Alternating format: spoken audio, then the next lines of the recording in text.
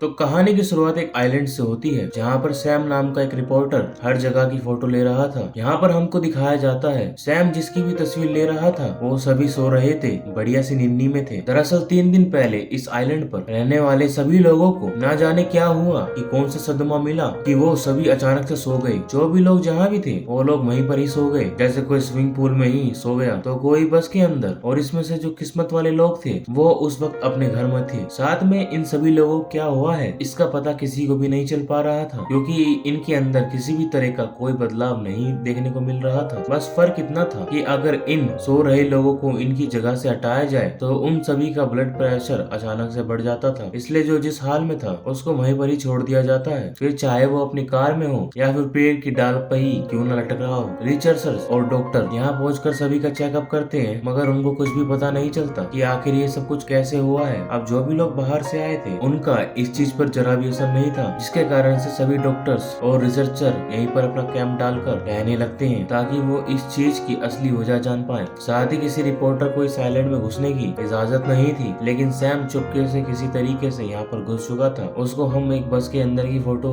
लेते हुए देखते हैं जिसके अंदर कई सारे लोग शांति से सो रहे होते हैं। उनमें से एक औरत के हाथ में सैम एक गोल्ड फिश को देखता है। अब यहाँ पे वही एक चीज थी जो कि हिल डुल रही थी, तो सैम उसको अपने साथ ले जाता है ताकि वो उससे बात कर सके और उसको अकेलापन ना महसूस हो। तो किसने कहा था इस आइलैंड में आने के लिए? यहाँ गौर करने लायक ये बात थी कि इस आइलैंड के जानवर और पक्षी को भी कुछ नहीं हुआ था। फोटोज लेने के बाद सैम एक घर के अंदर जाता है जहाँ पे वो एक लड़की को उसके बिस्तर पे सोया हुआ पाता है जिसका नाम स्टेला था। उसको देखने के बाद सैम चुपचाप उसको वहीं सोता हुआ छोड़कर दूसरे कमरे में चला जाता है। जिस दौरान वो देखता है कि इस घर के बाहर 2 रिसर्चर खड़े हुए हैं जिनको वो छिप कर देखता है। दरअसल अगर सैम के बारे में उनको पता चल गया तो इसके लिए सैम को सजा भी हो सकती थी। उनके वहां से जाने के बाद सैम चुपचाप दूसरे कमरे में जाकर सो जाता है। फिर रात को वो एक सपना देखता है जहाँ पर वो स्टेला ग्रोसरी स्टोर से सामान लेते हुए देखता है। जब यहाँ पर स्टेला सैम पर बिल्कुल भी ध्यान नहीं देती तो सैम उसको उसका नाम लेकर बुलाता है, जो सुनकर स्टेला उससे पूछती है कि तुमको आखिर मेरा नाम कैसे पता। जिसके बाद ही सैम की नींद अचानक से खुल जाती है। वो देखता है कि अब सुबह हो चुकी है। फिर हम सैम को रेडियो सुनते हुए देखते हैं, जिस दौरान वो सो रही स्टेला से बातें भी कर रहा होता है। फिलहाल अब सैम तैयार होकर फिर से कुछ फोटोज लेने के लिए निकल जाता है। बाहर आके वो एक आदमी को देखता है जो पेड़ पर ही आराम से सो रहा था। इसके बाद सैम एक चर्च में जाता है जहाँ पर कई सारे लोग मौजूद थे। सैम उन सब की फोटो लेने के बाद वहीं पर ही बैठ जाता है, जिस बीच उसकी वहीं पर ही आंख लग जाती है और वो फिर से सपने में स्टेला को देखता है। दोनों एक दूसरे के सामने सामने बैठे हुए थे, जहाँ पे स्टेला सैम से पूछती है कि क्या यहाँ पर तुम पैसों की लालच की वजह से आए हो? अगर ऐसा है तो अभी यहाँ से लौट जाओ। जिस पर सैम उसको बताता है मैं यहाँ पर पैसों के लिए नहीं बल्कि तजुर्बे के लिए आया हूँ, जिससे मुझे बाद में पैसा कमाने में मदद मिलेगी। सैम के इतना कहते ही उसकी नींद टूट जाती है और वो चुपचाप वापस घर पर आ जाता है, जहाँ पर वो स्टेला की चीजों को देखने लग जाता है, जिसमें से उसे स्टेला की एक डायरी मिलती है जिसको वो रोज लिखा करती थी। सैम इसकी डायरी को पढ़ने लग जाता है, गंदा बच्चा। जैसे जैसे वो इसको पढ़ता जा रहा था उसको ऐसा लग रहा था कि वो स्टेला से और भी ज्यादा जुड़ता जा रहा है। सपने में स्टेला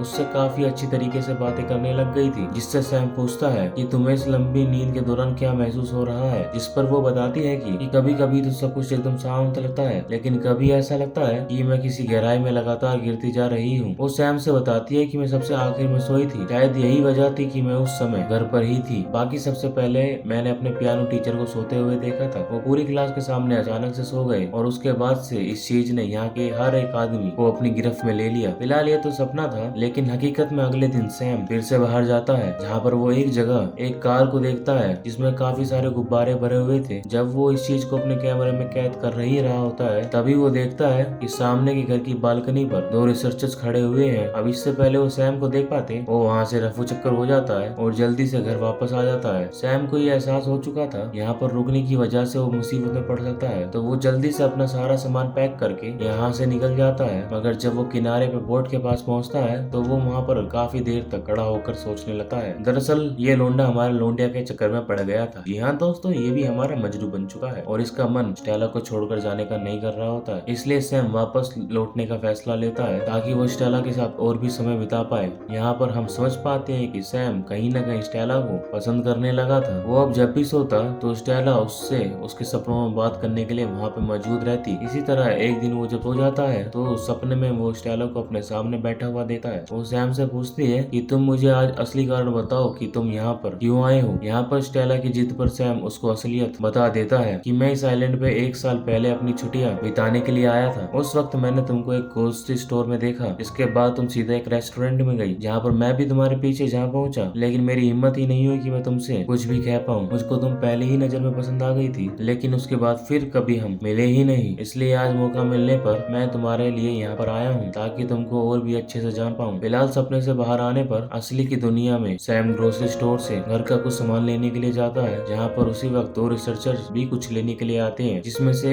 एक सैम को वहाँ पर देख लेता है, मगर सैम वहाँ पर सोने का नाटक करता है। इसको चेक करने के बाद इन लोगों को जो भी लेना था वो लेकर चले जाते हैं, मेनली दारू लेकर जाते हैं। उनके जाते ही सैम वहाँ से अपने मतलब का सामान लेने के बाद काफी मजे करता है और फिर वो वहाँ पर सो रही कैशियर के पास सामान के पैसे रखकर चला जाता है। जब वो घर पर पहुँचता है, सैम देखता है कि एटिक में कुछ सामान रखा हुआ है, इसलिए वो वहाँ पर जाकर देखता है तो उसके हाथ एक टेप रिकॉर्डर रहता है, जिसमें स्टेला ने अपनी पसंद और नापसंद के सब कुछ अच्छे से बताया था। कैसेट का पहला साइड सुनने के बाद सैम को जानने को मिलता है कि स्टेला को काफी अजीब चीजें पसंद है, जैसे कि बिना सर की बारबी डॉल। किसको पसंद है शकली बारबी डॉल? और खास करके टाइपराइटर की आवाज उसको काफी ज्यादा पसंद है। इसलिए सैम स्टेला की सारी पसंद की चीजें लाकर रख देता है, ताकि जब भी वो जागे वो ये सब देखकर काफी खुश हो। इसी के साथ स्टेला ने बताया होता है कि मुझे बीच पर एक लॉन्ग ड्राइव पर जाना अच्छा लगता है। ये बात सुनते ही सैम अपने सपनों की दुनिया में चला जाता है, जहाँ पर वो देखता है स्टेला उसके साथ लॉन्ग ड्राइव पर जाने के लिए तैयार है, जिसके लिए स्टेला एक सोते हुए आदमी की कार में जाने को बोलती है, जिस पर सैम बोलता है हमें चोरी नहीं करनी चाहिए। लेकिन स्टेला का कहना था हम चोरी नहीं कर रहे हैं, बस हम तो कुछ देर के लिए उसकी कार बोरो कर रहे हैं, बिना उससे पूछे उसको क्या ही पता चलेगा। अब यहाँ पर स्टेला की जिद के सामने सैम को झुकना पड़ता है, क्योंकि ये अपना फायरमैन पुष्पा नहीं है। और अब दोनों उस आदमी के घर घुसकर उस कार की चाबी लेकर आते हैं। ड्राइव के दौरान सैम देखता है कि स्टेला कितनी खुशदिल लड़की है। यही एक वजह थी जिससे कि सैम को उससे प्यार हो गया। जैसे ही सैम अपने सपने से बाहर आता है, वो देखता है कि स्टेला के घर पर कुछ डॉक्टर उसको देखने के लिए आए हैं। दरअसल हर हफ्ते ये लोग इसी तरीके से दूसरों के घर बिना परमिशन के चेकअप करने के लिए आते हैं। इनको देखकर सैम जल्दी से अलमारी के अंदर छुप जाता है। डॉक्टर स्टेला को अच्छे से चेक करने के बाद यहाँ से चले जाते हैं। उनके जाते ही सैम अलमारी से बाहर आता है और फिर वो स्टेला का हाथ पकड़कर उसके बगल में लेट जाता है। यहाँ पर वो स्टेला से काफी सारी बातें करता है, जिसके बाद सैम फिर से अगले दिन एटिक में जाता है, जहाँ पर वो टेप रिकॉर्डर का दूसरा हिस्सा सुनने लगता है, जिसमें स्टेला ने अपनी नापसंद के बारे में बताया था। इसमें स्टेला ने खास करके अपने अकेलेपन को लेकर बात करी हुई थी। वो बताती है कि भले ही मैं अकेली रहती हूँ, मगर ये अकेलापन मुझे बिल्कुल भी पसंद नहीं है। जिस बात के साथ सैम फिर से स्टेला से बात करने के लिए अपने सपनों में पहुंच जाता है, जहाँ पर वो स्टेला से कहता है मैं तुम्हें कभी अकेला नहीं छोड़ूंगा। और साथ ही वो ये भी बोलता है कि हर किसी का एक सोलमेट होता है, हो सकता है कि हम दोनों एक दूसरे के सोलमेट हों। उसकी इस बात पे स्टेला बोलती है निकल लौड़े कि मुझको तो ऐसा नहीं लगता, पहले वाला कैंसिल करना। यहाँ पे इस जवाब से सैम को एहसास होता है कि शायद वो यहाँ पर फालतू की वजह के कारण ही रुका हुआ है, इसलिए वो एक बार फिर से यहाँ से निकलने की कोशिश करता है। लेकिन इस बार भी वो फिर से नहीं जा पाता, बल्कि वो फिर से वापस आकर स्टेला की पसंद की चीजें बनाकर खाता है, जिस दौरान उसे हमेशा की तरह फिर से सपने में स्टेला दिखती है, जो कि उससे बोलती है कि तुम यहाँ से चले जाओ, क्योंकि जिस स्टेला को तुम डायरी और रिकॉर्डर की वजह से जानते हो